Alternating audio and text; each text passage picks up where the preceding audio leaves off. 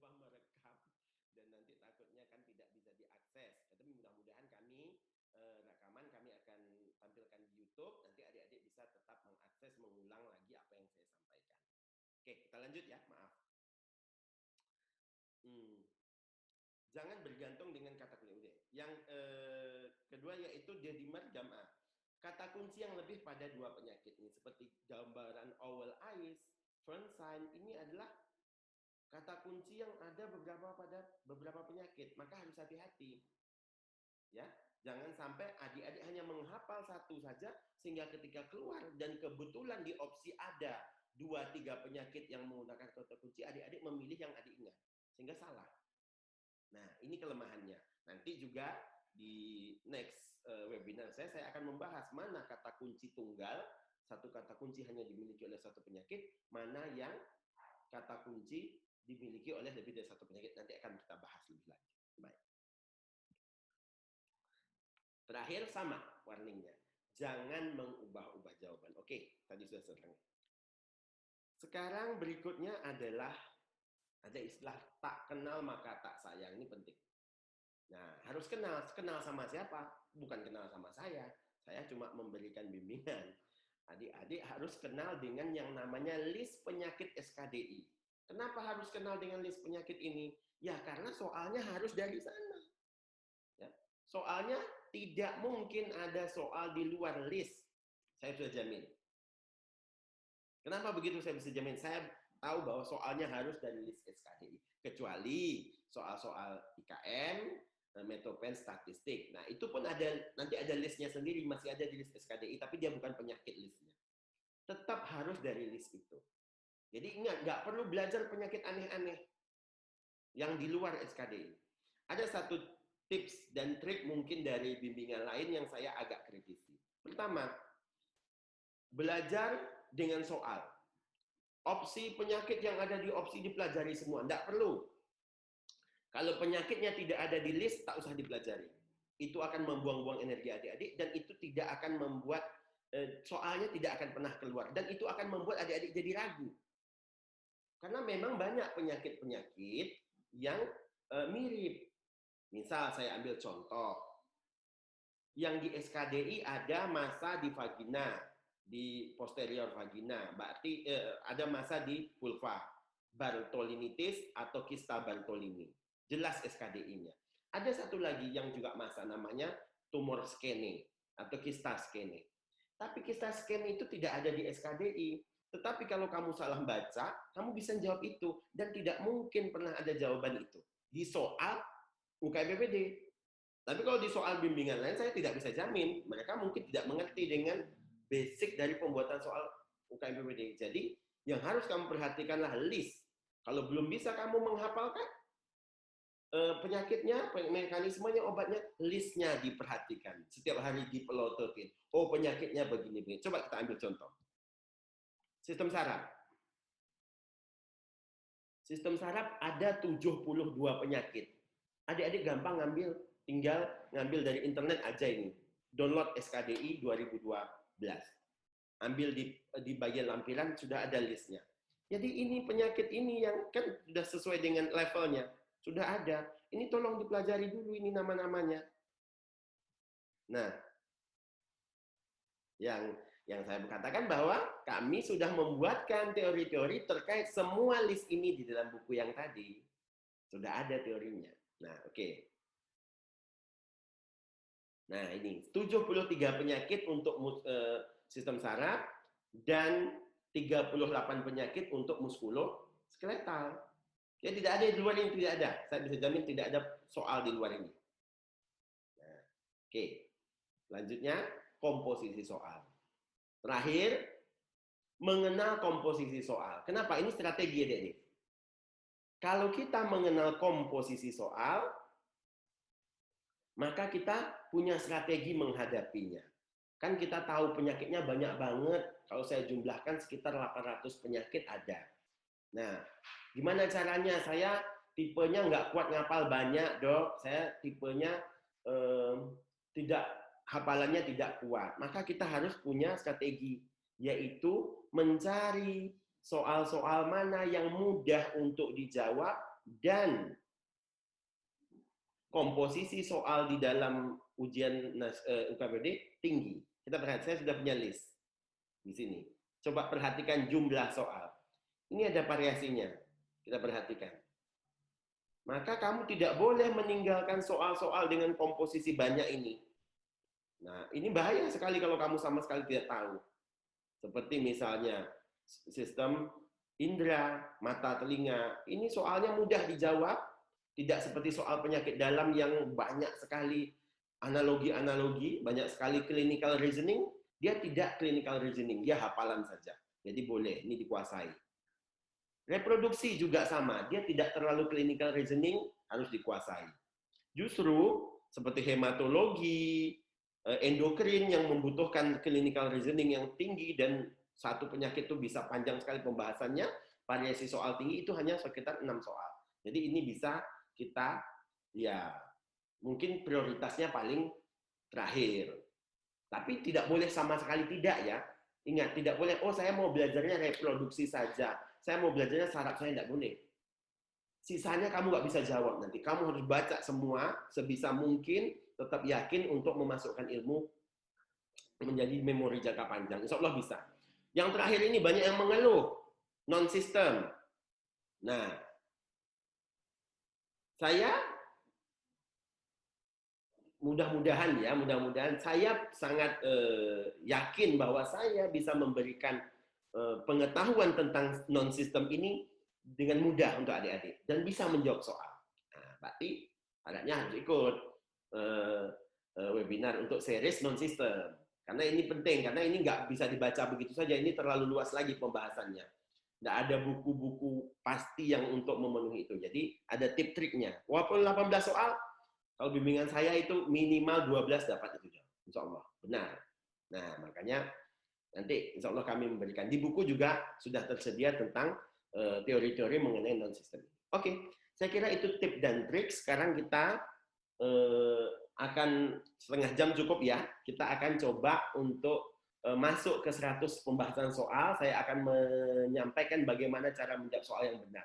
Tapi sebelum itu, saya mempersilahkan adik-adik jika ada yang ingin bertanya tentang tips dan trik ini. Saya kasih waktu mungkin. Bisa mengangkat tangan atau langsung saja menghidupkan ininya untuk bertanya.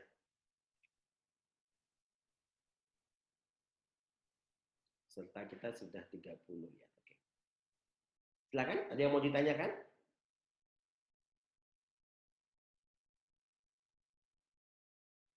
Mungkin Richard, Mas Richard yang dari jauh?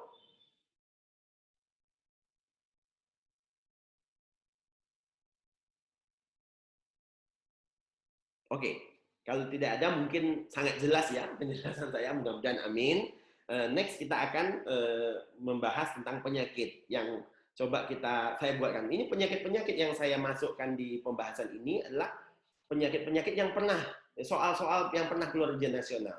Jadi ini kita peroleh dari kita melakukan rekapan internal ya, rekapan internal untuk membuat soal. Memang mungkin beberapa soal tidak lengkap, lalu kita coba melakukan restrukturisasi soal, inti soalnya bisa tersampaikan. Jadi ini soal-soal nasional. Jadi tidak saya hanya kelola sendiri, bukan buatan bimbingan saya, adalah contoh soal nasional. Nah, oke, soal nomor 1. Gimana, ada yang mau ditanyakan?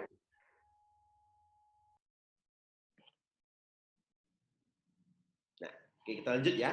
Coba kita bahas di sini soal nomor 1. Pertanyaannya ya kan, setelah yang saya sampaikan adalah sudah muncul. Yang pertama harus kita perhatikan adalah pertanyaan. Nah, ini ya. Apakah diagnosis yang paling tepat? Nah, keluar opsi. Kita perhatikan, oh ada meningokokel, spina bifida, encephalokel, teratoma coccygeus, meningiokel. Nah, kalau kita lihat sekilas, kita sudah tahu yang ada di dalam SKDI ada spina bifida. Meningokel adalah bagian spina bifida. Encephalokel tidak ada di SKDI. Teratoma coccygeus ada di SKDI, meningomyokele ada di SKDI sebagai bagian dari spina bifida. Baik, kemudian kita lihat bayi laki-laki berusia 7 hari, ya, bisa geser sedikit.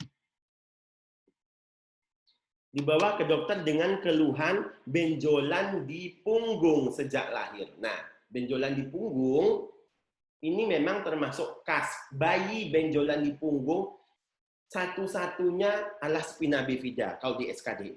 Ya, bayi lahir. Tapi kalau orang dewasa benjolan di punggung, hati-hati. Bisa berupa gibus. Tapi kalau bayi tonjolan di punggung tidak mungkin gibus. Tidak mungkin TB. Nah, maka kita memang sudah tahu ini adalah mengarah ke spina bifida. Tetapi kalau kita perhatikan opsinya, ya, kalau kita perhatikan opsi ini,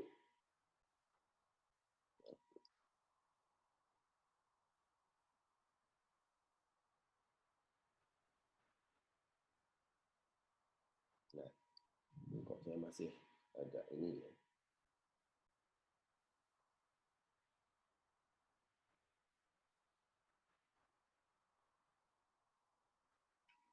Penggunaannya masih, maaf ya, jadi ini masih sedikit ada kendala di sini. Oke. Nah, perhatikan di sini ya. Opsinya adalah pembagian diagnosis, ya. Nah, soal diagnosis ini ada 2 tipe, adik-adik. Pertanyaan diagnosis murni atau klasifikasi diagnosis. Maka karena tidak ada spina bifida murni jawabnya, maka kita harus tahu klasifikasi spina bifida. Bahwa spina bifida dibagi menjadi 3, okulta, meningokel, dan myelomeningokel. Nah, bedanya yang 2 ini. Ya, yang 2 ini disebut sebagai kistika karena ada tonjolan. Berarti soal ada tonjolan. Berarti tidak mungkin yang okulta. Kalau okulta tidak ada tonjolannya. Nah, tersembunyi. Nah, masalahnya punya tonjolan yang mana? Apakah meningokel atau myelomeningokel? Pengertiannya kita harus tahu. Meningokel kita perhatikan gambarnya. Di sini gambar ini. Tonjolan di punggung isinya cuma cairan sama menings. Meningokele, kele air, menings. Sedangkan medula spinalisnya masih oke, posisinya normal. Ya. Nah, sementara itu myelomeningokel dan myelomeningokel. Nah, myelo ini menunjukkan adalah adanya medula spinalis. Jadi di dalam tonjolan tersebut isinya selain cair LCS juga ada medula spinalisnya. Maka jawaban kita karena tonjolannya kemerahan, ukuran terabaluna, pemeriksaan radiologis menunjukkan benjolan berisi massa padat. Nah, ini dia kuncinya. Nah, kalau massa padat artinya ada medula spinalisnya kan? Maka dan cairan, maka jawabnya adalah meningomyelokel. Boleh dibalik, ada yang myelomeningokel, meningomyelokel itu cuma masalah istilah saja. Oke, selesai satu soal. Ya. Nah, ini gambaran. Kalau okulta, saya ingatkan, dia tidak ada tonjolan, tapi ada, apa istilahnya ini, ada rambut ya, tumbuh rambut di daerah punggungnya sini. Nah, kalau ini ya, ini gambar paling sering yang keluar. Oke. Yang kedua, nah, perhatikan apakah penyebab. Nah, bukan diagnosis. Berarti kalau pertanyaan apakah penyebab, kita harus tahu dulu diagnosisnya. Ini yang paling penting ya, yang ditanyakan etiologi. Kita tengok opsinya. Kita perhatikan opsinya.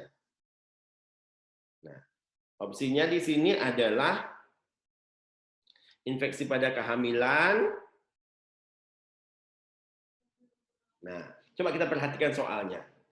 Seorang anak laki-laki berusia 2 tahun, oke, dibawa ibunya ke poliklinik dengan keluhan anaknya sudah diatur. Oke, itu belum menunjukkan apa-apa, masih banyak anak dengan nggak bisa diatur. Menurut ibunya anak terlihat sangat aktif, juga belum bisa memberikan keterangan apa-apa. Kepala anak terlihat lebih kecil. Nah, di sini perhatikan kepala anak, berarti ada mikrosefali. Ya, ada mikrosefali. Nah, hati-hati, masih ada beberapa penyakit dengan mikrosefali. Buang air kecil, anak berbau sangat busuk. Nah, diperhatikan, buang air kecil berbau. Biasanya buang air kecil berbau jika ada komponen protein di dalamnya. Nah, bau menyengat itu muncul. Nah, pemeriksaan fisik ditemukan mikrosefali, rambut pirang, mata berwarna biru, dan adanya kelainan pada kulit atau eksema.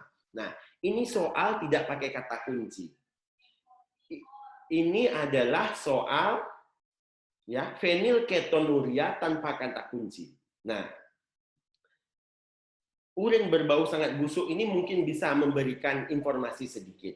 Tapi yang lebih baik kalau kata kuncinya yaitu kalau ada istilah mosi odor ya. Nah, atau bau kencing tikus. Nah, bau kencing tikus. Nah, tapi di sini tidak ada, tapi masih tetap bisa kita jawab dengan melihat adanya mikrosefali, kelainan kulit, dan kencing yang berbau. Maka, kalau yang lain kita lihat tidak masuk. Nah, yang paling kita takutkan ini, yaitu CMV.